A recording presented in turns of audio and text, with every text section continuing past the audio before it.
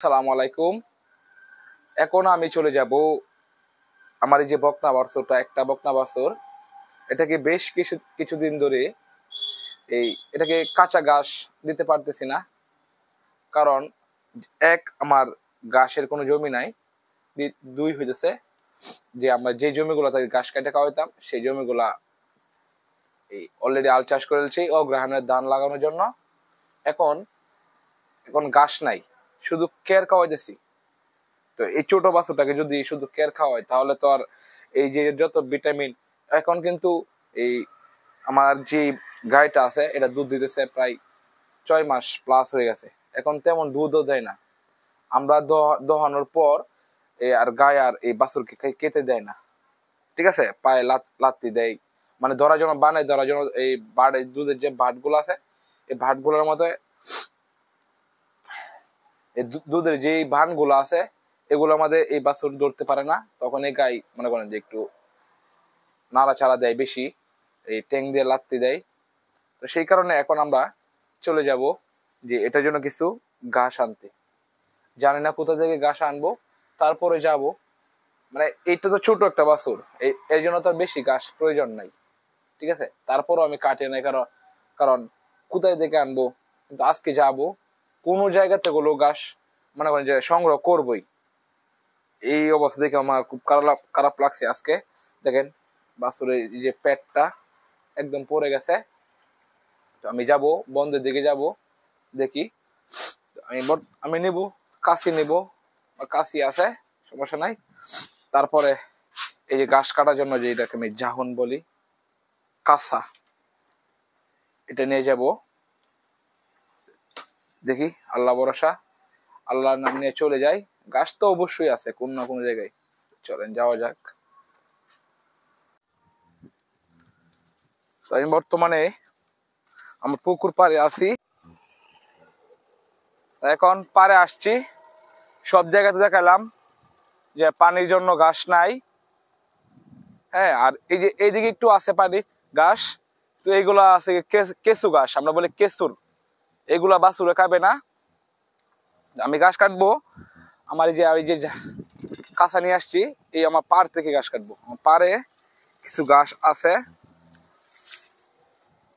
এই যে গাছগুলা, এটির নাম কি, আমরা বলি বাতা বাতা, এগুলা কি বাতা কিনা জানি না। এই সাইড দিয়ে কিছু আছে, তারপর সামনে আছে, এই সাইড দিয়ে আছে। এটা তো আমার পুকুর পাড়, এখানে উঁচু জায়গা, এখান থেকে নিলে মনে হয় খাবে। আর আমার পুকুরটার মধ্যে বেশি পানি হয়ে গেছে, দোয়া করবেন যেন পার যেন না ডুবে যায়। আমি প্রথমবার দিছি, ব্যবসাটা আমার প্রথমবার। যদি এবার কোনো রকম কোনো অ্যাক্সিডেন্ট হয়ে যায় তাহলে কিন্তু আমার অনেক ক্ষতি হয়ে যাবে। তো আপনারা সবাই দোয়া করবেন, আর আমি আল্লাহর কাছে দোয়া করি যেন এমন কোনো ক্ষতি আমার না করে যে আমার বড় ক্ষতি হয়ে যায়। বৃষ্টি হোক, বৃষ্টি ভালো, কিন্তু অতিরিক্ত কোনো কিছুই ভালো না। তো চলেন ঘাস কাটি, এই গাছগুলো কাটবো।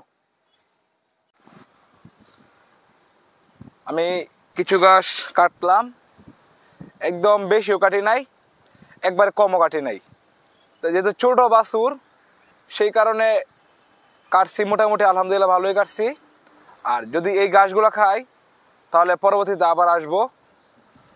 আর ঘাস কাটিয়ে জায়গাটি সবচেয়ে বড় কথা হয়েছে, আমার এই পুকুর পাড়ে প্রতিদিন যদি আমি মিনিমাম 2বার, সর্বনিম্ন 2বার না আসি তাহলে আমার ভালো লাগে না। কারণ এখানে আমাদের এলাকায় অনেক চোর আছে, এই বারবার আসতে হচ্ছে, চেক রাখতে হয়, সে কারণেই আসলাম। মূল কথা ছিল আমি পুকুর দেখতে আসব, আর সাথে এই বাছুরের জন্য কিছু ঘাস নিয়ে যাব। এটাই ছিল আজকের কাজ। আজকের কাজ বলতে সকালের কাজটা ছিল এটা।